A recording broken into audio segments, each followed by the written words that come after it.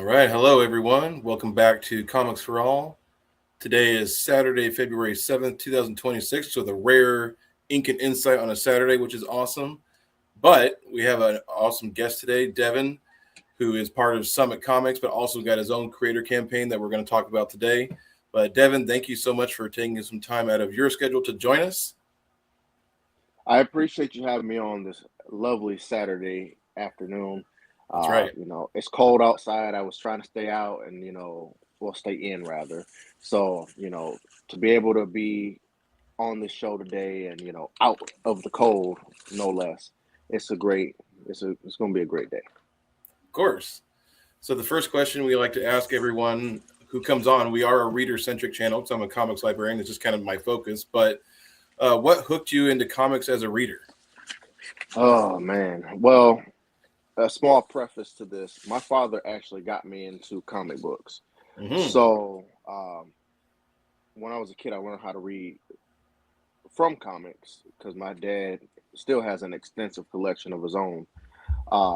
So I was always getting into his little closet full of books and like say he, be in another room, I'll go sneak into his room and start reading. And he had everything from like the X-Men to Thor. He had all the milestone books because Oh, that's a yeah. very black centric line or just minority focus, and he was all about stuff like that. So I wouldn't say necessarily it's any one particular book. I would say I'm a fan of a lot of stuff, but uh, mm, thanks to my father, I was able to just get everything that I needed on hand at any time. So I enjoy a lot of different titles because of him. I mean, what better way to do it than through your parents? I mean, that's just Yeah, that's a I do great that way. with my own kid too. So Yep, same here. He's my kid is always going through my stuff. He, like you say, he can't read it yet. Obviously, he's only 5, but he just loves flipping through the art and looking at yep. things. So, another kind of question that's general but really also important is when did you come to realize you wanted to be part of the comics community, and actually be part of that creative part of it? So as a kid, I wanted to originally be a novelist. Mm-hmm. Obviously, that did not work out, at least yet. Novels are very hard things to write. Prose is very, you have to be very flowery and, concise with your wording and, be able to make narrative stretch just words alone. Mm-hmm. But I did have aspirations around the sixth grade, I believe, fifth or sixth grade. I wanted to kind of break into comics at some point because it's a medium that again is very special to me. My father got me into it. I love everything about comics, from visuals to narratives, and just the collaborative process of it is just great. But it wasn't until I really started to go to conventions again as an adult because I had stopped for a while, and I was like, man, this I really want to make books, and I tell my wife like, hey, like I want to do this, I want to do it, but I'd never do it. And then one year, right before New Year's Day, she was like, why don't you got two options. You can either um, do it, or you can stop talking about it and let it go. So I was like, all right, that's a good perspective. And then I was like, I think we're just gonna do it. So January 1st of 2019, I made my first foray into being a creator and learning the process and what it would take. Um, I kind of dabbled in art as a kid too, so I kind of understood the narrative, uh, or the visual aspects of comics already. And Right. seeing as I've read enough and analyzed them, I got to go even deeper and just kind of learn from books that I already have read or may be interested in reading. And I'd pick up anything. I've read Scott McCloud's books Oh yeah, on the classics. process and all sorts of other stuff. Looked at other pro scripts, and it's just after that I knew this was what I wanted, and this is my seventh year now. So Fantastic. Love hearing how different people kind of come to that realization. Like, wow, this is something I want to do. absolutely. So another kind of reader centric question, but one I love hearing about is what's something you've read recently, hopefully in the last year or so, that's really stuck with you. Didn't have to come out in the last year, but that can Yeah. be major or indie, or both. Man, that's a loaded question, It but is. So take your it's time. somebody it's somebody that literally like has gone full throttle in the support for indies, Yep. especially the last few years. I've been kind of disappointed with Big Two stuff, not necessarily because of what they release, but it's I've grown out of it Yep. mostly. So I needed something else that kind of branched out. But I've really been enjoying uh, Conan the Barbarian from Titan Comics. I talk it up so much. It's one of my favorite titles that I've been reading for the last couple years, actually. Uh, Nice. but last year, I think it was like a real strong year for Conan. Like every issue, it hits you in a way that's special. Every Conan series is very distinct. Mm-hmm. Um, they might have a couple of same stories that they run through just because it's a story that everybody's at least done at least once, and you see it all the time. But no, this Jim Zub and his team, which is a rotating cast of artists, no less. They've really made it special, and then the things that have come out of it, like Solomon Kane, Mm-hmm. the couple little events that they've had, Battle of the Blackstone, the current one, the Scourge of the Serpent, uh, just very, very strong work out of Titan Comics. Even the magazine-sized Conan, Savage Sword of Conan, that's great too. Oh yeah. So I just, man, that's some strong stuff to contend with. And then you've got a lot of independent titles like one of my favorites is from I think it's called Curious Perspective Comics. I think the publisher's called. They have a title called Ruination. It was the Mm, very first project I backed on Kickstarter, um, and I don't miss a campaign. I haven't missed a single campaign love that. since it's released. Like it hasn't dropped in quality. It's always strong, if not stronger than the last issue that releases. I know this past Kickstarter it had a two issue release on it, so I got very spoiled on it, and it was fantastic. I really love that stuff. Um, Obviously, to shout out a couple others real quick: Sure. Coins of Judas from Travis Gibb. Um, Obviously, Upheaval, but that's Summit stuff now. But I keep plugging them. I love what we're doing there. Um, Man, so many good ones out there. What's the one series called? What's it called? I'm losing my mind. But That's all there's right. there's a lot of great titles out here, and I love being able to support these people doing what they love and putting out quality content um, for everybody to really enjoy. That's right. And actually, as a fan right now, I feel like it's maybe the best time period because you can directly support the work that you like and enjoy, and help those creators bring those things to life. Absolutely. Absolutely. And I think there's nothing more that I enjoy than supporting people directly. Hmm. I've never necessarily cared to facilitate like the middleman sort of thing, Yep. but obviously I understand that's just part of the business model. Um, but no, I think this is something that should have been a far more accessible at one point in time to everybody instead of having to go through, say, an Image or a Mad Cave Yep. or some other publisher as a middleman. Not that they're doing anything wrong or anything like that, but it's just the fact that everybody should be able to release their work and have it exposed to more than just, oh, a couple friends here, oh, Yep. maybe a coworker at work, or what have you. So it is very important for everybody to go out and support independent creators, whether it's on Kickstarter. Go to your local conventions if you got a convention Hmm. nearby. Um, Check out your local indie, your shop if you have one in the area. Ask them to grab some stuff that you might not be able to back at the time, and have them reach out to the creator. Hey, could we get some copies in the shop? See how they do. Stuff like that. It really does go a long way to support the ecosystem as it stands. Yeah, it does. I have to agree with that. So, for the viewers out there who are new to your work, how do you introduce yourself as a creator?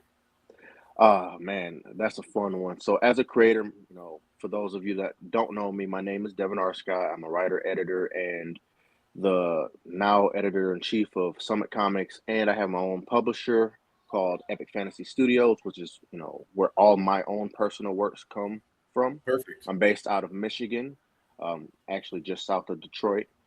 So I have a lot of stuff in between, but I'm just someone that really loves comics. I want to spread the gospel of comics, I like to say. And my motto is to put a book in everybody's hands because you never know what you might pick up that you might enjoy, whether it's something of mine, something of someone else's. There's something for everybody. That's right. Hence the name Comics for All. Absolutely. So, like you mentioned in the beginning, you got, multiple campaigns going between Summit and your own. What does your creative work week look like right now for the next month or two? Busy, busy, busy. Always. I always have time to fit something in to my schedule, and I'm somebody that does not like to kind of sit idly by, Yeah. um, doing nothing, even if it's just something for myself, like enjoying myself, like watching TV or just reading and all that stuff. Because then I'm just like, oh, I need to go do something to be like more productive work wise. So I do comics before work, during work, after work. Love that. Uh, I do comics in my sleep at this point.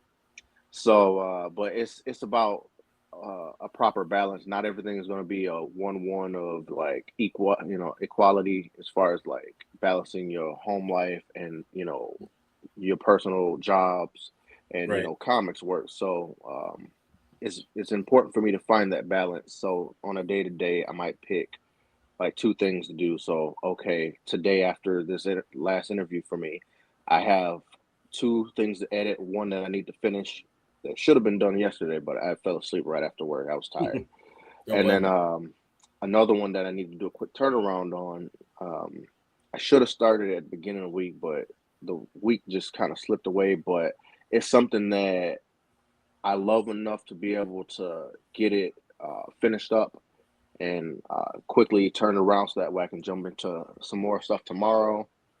And I also have some other planning between like my summit stuff, my personal stuff. I need to finish some scripts that haven't been finished or what have you. I started a script like 3 Christmases ago.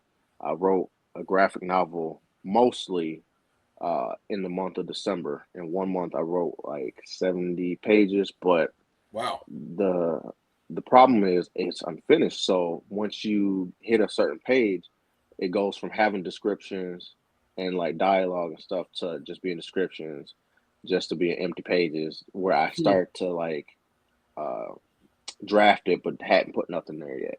So it's like, Okay. all right, I want to finish that so that way I can have it edited by someone and then we'll go through the motions. I already know who's going to do the artwork for it. Uh, he said yes, but we'll double back once the script is like done and he can actually process it a little bit better. Um, but otherwise, like I keep super busy, and this is on top of like piles of comics I have yet to read or I've Yep. been working through. I just bought like a novel a week ago that I'm probably not going to touch for at least a month. Um, I say that, but I probably could get through it in like 2 days. I Exactly. absorb a lot of information quickly. So, but no, I stay busy, man. Love to hear that though. It's just because you're so passionate about it, you're always interested in it, wanting to keep working on it. So the main reason why we're here today, kind of talking about your Kickstarter. So for us, before we dive in, can you give us a pitch, about Magni the Mighty, 0 through 2, which you're promoting right now? Kind of what's the core hook of this post Ragnarok series? So the hook of it is, at least to me, it's something brand new. Magni the Mighty is a story revolving around Magni and Modi, the sons of Thor, in this post Ragnarok world where they're pretty much alone and they have to, figure out how to navigate this. Um, and on top of that, not only are they navigating the world to figure out like who they are, but now you've got new folks popping up and you have a whole bunch of little squabbles and disputes and all sorts of things that need to be dealt with. Asgard is gone. Like there's nothing up there for anybody. So that's a Right. whole vacuum of power left. And it's gonna be a I'm hoping uh for this series as it develops, you can see how things change for the better or worse, and hopefully end on a real good or bad note for the characters themselves as they go through it. Love that. This kind of rolls into my next question is kind of when you say post Ragnarok, what's kind of the status of the nine realms at this time in Magni's world? I will say it's almost, I'm not gonna say it's a one-to-one comparison, but like not to get too heavy into it, but almost like our world is kind of like in a vast state of disarray. But if you removed the strongest power of the nine realms vacant, then what happens with that? So the nine realms are essentially, granted, we don't get to see it in the core arc that starts out immediately, but what follows after, you'll see how every realm is dealing with the fact that, hey, those Asgardian folks that were kind of lording over us to some degree are gone. Yep. What's going to happen now? And you kind of get an idea as to where I'm trying to go with it in this first arc, between the two narrative I've got going, the main 24-page story with Magni, and then the 6-page backups of sorts with Modi going through like an ascension sort of Hmm. narrative. And that starts, his ascension technically starts at the end of issue 0, which is 24 pages, but you really get to see his 6 pages starting in 1 and then 2 and then 3, and then we wrap it up for the arc, hopefully in 4. I've been trying to script it for like a year now, and I've been in a rut because it's not shaking out how I want it to. Right. I bet that's tough. So, what makes Magni, the son of Thor, interesting to you as a writer and creator beyond the obvious kind of hammer swinging? Kind of, what's his main conflict, or what's the main issue for him in this particular story? For him particularly, he's filling a role that, say his father may have kind of, well, he did hold once before him, and him and his brother didn't have these responsibilities.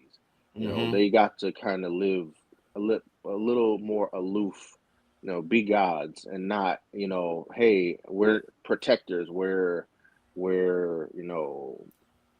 politicians, for lack of a better word. We're regions.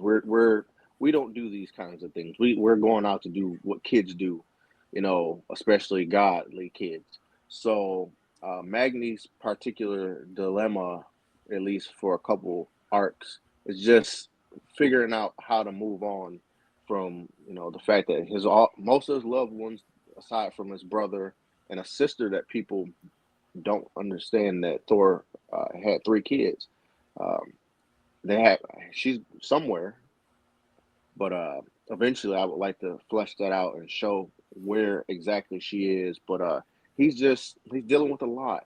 Everybody has those struggles. You lose loved ones, it weighs hard Yep. on your mental, and that affects you in a lot of different ways. So I want people to really see that. Um, the humanity of it to some extent. I That's a struggle good way with to put mental it. health. Absolutely. I struggle with mental health on my own as well. So to incorporate this into a series where the character is much more, lively and far larger in life than I am, you can kind of bring that home and relate to him still in a way that we all just kind of, all these emotions that everyone has to go through, so to speak. That's right. So, for the readers out there, or even potential readers, how much prior Norse mythology or Marvel, Thor, earlier material do they need to know, or is this a pretty good point to just jump in and kind of get into the story? This is like the absolute best point to jump into the story, just because there's no required reading really to Nice. understand the premise. You get all the issues, whether it's digital or physical, on the campaign, and you pretty much got everything that you need to know there. You don't even need to know the cliff notes of Norse mythology. As long as you know the key players and the fact that they're gone, Right. Like you're set up pretty much. That's great to hear. So now the moment while we're actually all here, we get to dive into the Kickstarter a little bit. So if you can give us kind of the rundown of what we're funding with this campaign, Magni the Mighty 0 through 2, and where are you in the project right now in terms of the management and getting everything ready to go? So this campaign will fund the other half of the book pretty much. Half of it is done currently, aside from letters. So this will fund the remaining pencil and inked pages, the colors, the lettering, and full fulfillment of the project. So printing and shipping, and then we should be ready to rock. Everybody knows that as soon as the campaign is funded, like and over with, we're gonna get right to work right after. Hopefully, have it printed and shipped by the end of May is Okay. my timeline. It could always be earlier. I would tell folks in advance, like, hey, this is where we're at. I know David, my collaborator, the artist, he's very fast when it comes to pages. I think at one point when we put the first couple issues together, he was getting me like 2 pages a week. Wow. So. And I did just put the Kickstarter link in the chat. So, and if you can't make the video while we're here live, it'll also be in the description of the video once we put it up on YouTube. So, kind of what are some of the couple pledge levels you can talk about for someone who's maybe a first-time reader or people who have, like you said, are coming back to the series after it's been on hiatus for a little bit? So for you all that might be first-time readers or those who want to jump in, we have a cool tier tailored exactly for you. We have a Magni catch-up tier, which is about $12 for 3 digital issues. That's about 84 pages of material. There we go. And then for obviously for those people that have been around long enough, we have a standard $6 digital issue of Magni number 2 as well. For those who want to dive into my full catalog, so Magni, the original copy of Noir, The Lion of Olympus, which is another mythology book centered around Hercules in Greek mythology. We have that tier for $15, so that's over 100 pages of material that you get to enjoy. And from there, we have our standard cover options: cover A, cover B, and cover C. Which I'll go through the campaign page so we can see some of the art. There we go. There we go. Yeah. Absolutely. I love this cover so much. This is a great cover. It's such a strong cover. I love the work that David did on this one, and then cover B is also his as well. I just love that he was able to do it. Oh, no, you're good. There's some interior art. Yep, and that's a little bit from each series issue in the series, so that way you're able to see a little bit of what you're going to expect. Right. So it does help out to see these things. That's the new issue 0 cover. Another fantastic cover, though. I mean, I know. I know when we did the original cover for the series, when it was a double issue under the publisher Band of Bards some years ago. I know David and I had a conversation, and he was like, I really want to redo it at some point. Can I redo it? I'm like, sure, why not? So I let him redo it, and he was very pleased by it, and I was blown away. And then issue number 1's cover, this was not printed alone on its own, obviously, since we did a double feature originally. But nice. Now you can get it as a single issue, and things have been kind of restructured format-wise. So things look similar, but just the overall look, the credits pages are restructured. I did some cool new Poetic Edda stuff. For those who don't know what the Poetic Eddas are, that's basically all of the mythology condensed for people to understand it, and it's just lovely stuff. I call them the Grand Eddas. So It's basically for post Ragnarok stuff, and I'll do that every issue, or at least as much as I can. Exactly. But no, it's a fantastic series. I know we got a lot of different reward types for different budgets. But if you're somebody that wants to really support this series and try to dive in, if you're on a budget, get the digitals. If you prefer physicals, we have a great tier for that. The Magni catch up for that. You can also get the Epic Fantasy bundle for $70. Get Oh yeah. everything with What's a every cover. reward? What's a reward that you're really interested in? Like you kind of like, or something unique, or that's part of it that you're like, wow, that's a cool item. So for me personally, I don't think anyone's backed it just because I know it's a higher reward point. But there's a chance to actually write a story for Magni with me that will be released digitally to every backer. It's not going to show on the page as we show it now, Right. but in the reward section, there's opportunity for a few $100. So, you get to go through the process. We can pretty much do whatever within the confines that I allow, but I'm pretty open typically.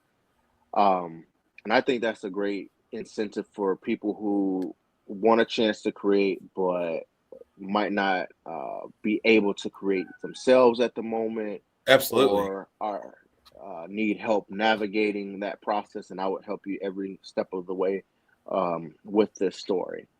So I personally think that's a great opportunity, and I would love for someone to, a couple people to pick this out, so that way in the future, once it does get collected, you'll get a collected copy of that as well, because you'll have credits in the book and the Yeah. series. And I want you to be able to parade this around and use it for your portfolio and all that cool stuff. That creators should be allowing folks to dabble around in. I love that. I actually have not seen this option as a reward before, so that's really cool. Absolutely, I agree. I know some people have like say, oh, buy original art or this or that, but to be able to create a story is a special thing that lasts forever. Just like Yeah, it original does. art too. So for now, I think the last question I have for the Kickstarter is for for someone who may be on the fence about backing, and you've touched on it a little bit. But what does even like you said, a single pledge for a digital? What does that really mean? And just to share on social media, what does that mean for a campaign like this? Whether you are able to back a digital tier or a physical tier, or even if you can't really contribute a whole lot, a dollar goes a long way. Hmm. If you can't do anything monetarily, uh, a share, a like, all of that does help the visibility for independent creators like myself, because there's not a lot of opportunity to get PR, like corporate entities, or just comic publishers with a lot more money than a lot of us have. We Right. can't just shell out hundreds of thousands of bucks to get some PR real quick or whatever.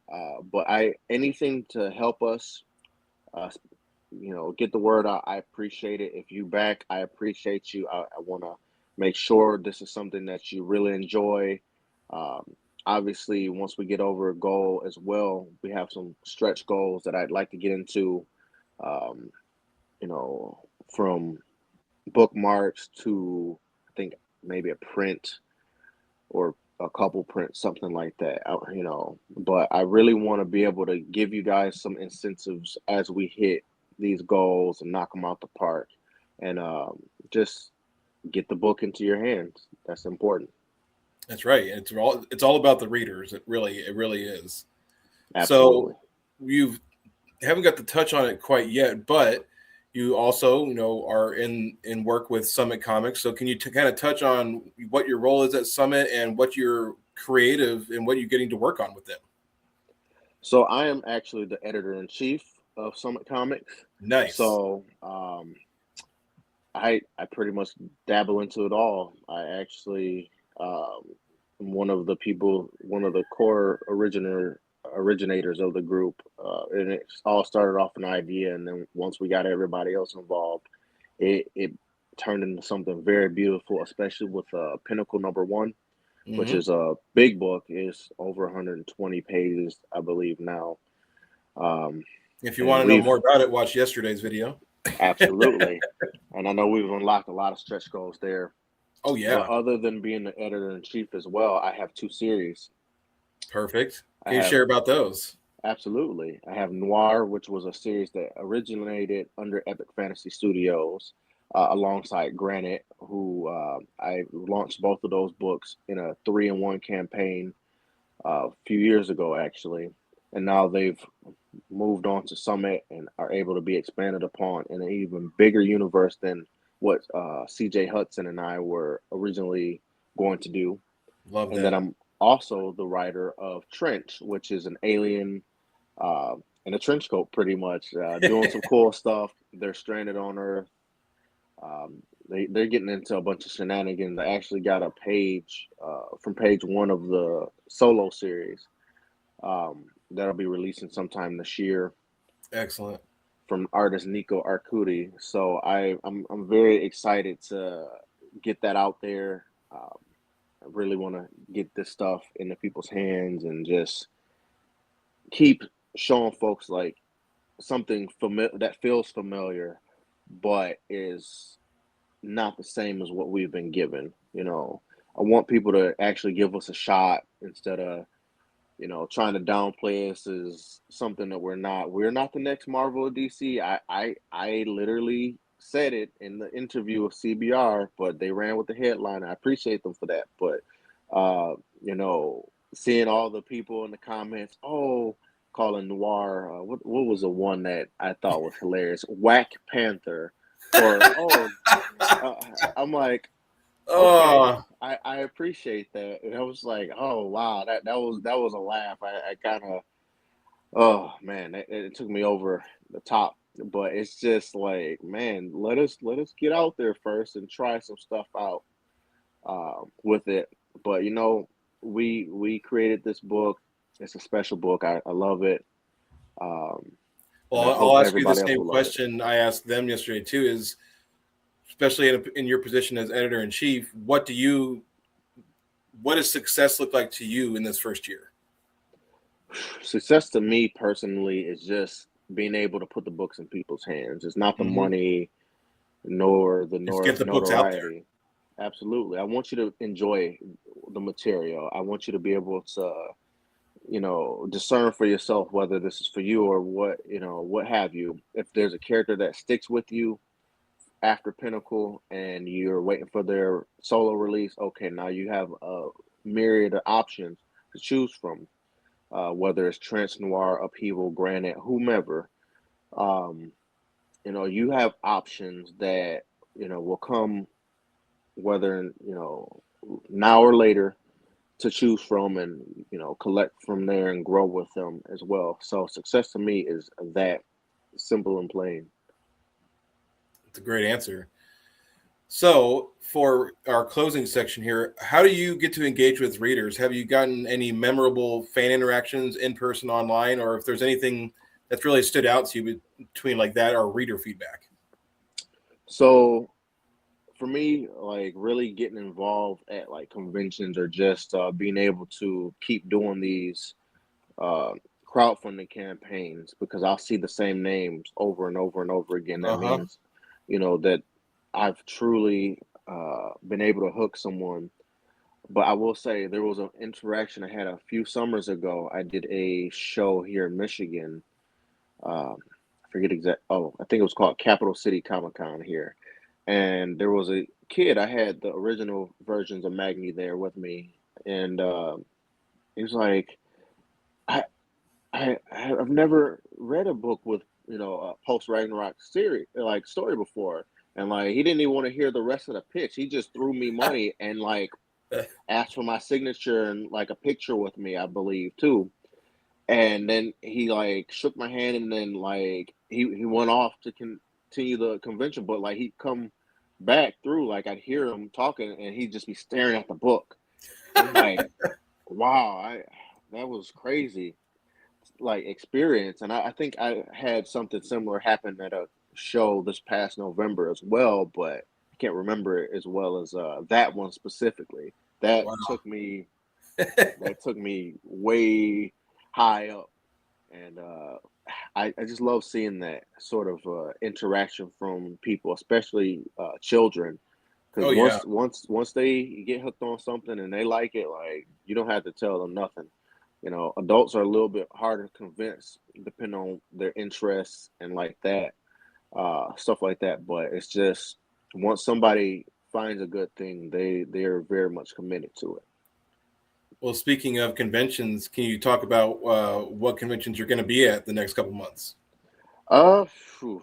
Unfortunately, in the next couple months, I will be working. I'll be working my No butt off. worries. But later this year, I know I am scheduled for at least one con in my area. It's called Monroe Comic Con here in Monroe, Michigan. Hmm. Um, it's a smaller convention, but you know what? It's a great convention. I see a lot of familiar faces. Yep. It's the one that a lot of people know me from, uh, especially being right in the center of town. So, and I don't have to travel far either. It's like 15 minutes away from the house. So I'm just like, I'm I, down there. I feel like those smaller shows too, you get a lot of one-on-one engagement that you may not get at a really busy show. Yes, I noticed that like 1000%, because I usually do a couple other shows, but that I haven't gotten to do. And then I did Motor City Comic Con, which is like the biggest show that we have here. Uh, Thousands of people attended, and it was a lot harder to garner like more than maybe a minute of someone's time because Right. you know it's a big show and there's a lot. I didn't even get to see the whole convention center, so Oh man. it was huge, and like there was no parking, and I had to walk. Me and my family walking super far just to get in and do all that stuff. But no, I do think those little shows do matter a lot.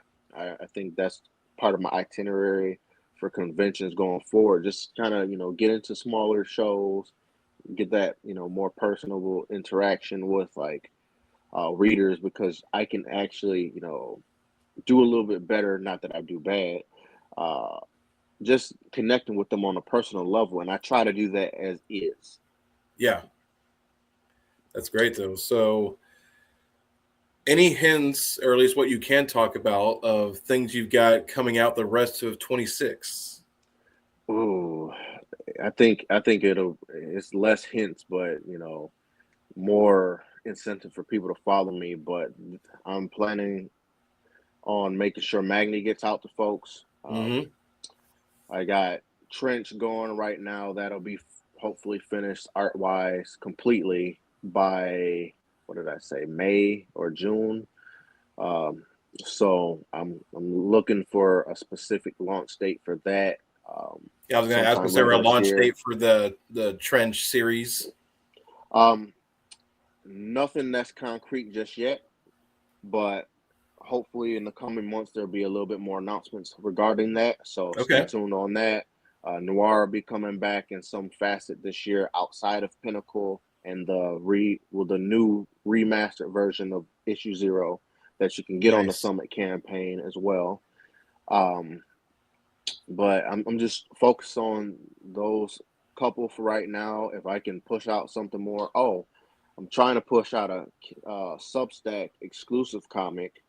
Ooh, I've got a couple options for it, but I actually got to get the work done on my end before passing it off to someone else to get it started. So, that'll be cool though. yep, and I'm obviously going to give people that pay first dibs, but if you're a free subscriber, you'll be able to get to read it, and then once it's finished in its entirety, however long that takes, everybody will be able to grab it. Whereas probably on Kickstarter in maybe a couple years, if I had to guess, depending on the length of the series. But yeah, follow me on my Substack, or so that way you can all keep up with what I'm doing. I'm not too active on Twitter anymore. I'll say Can't. that was my next question: is where can people find you online, Devin? Primarily on Substack. You can search me up, or maybe there'll be a link dropped after this. It'll basically be Devin Arscott Epic Fantasy on Substack, or Epic Fantasy Studios on Substack, one of those two. I'm on Twitter and Instagram at CBDevin95. I'm on Blue Sky. I don't know what my handle is. Just search Devin Arscott, I guess. Uh, but yeah, I'm pretty much there. Facebook is more so for me to pretend that I'm on and connect with other bigger pros like Gail Simone and all of them cool people Oh yeah, who shout out break. Gail. She's one of those ones that like take you by surprise. I didn't expect her to, you know, accept my requests, but I also forgot we have a mutual friend, and I'm a big fan of her stuff. And Oh, you know, same. I think I've gotten to at least talk to her a few times on social. So you know, I do appreciate her willingness to support a young creator doing what he's doing. So That's right.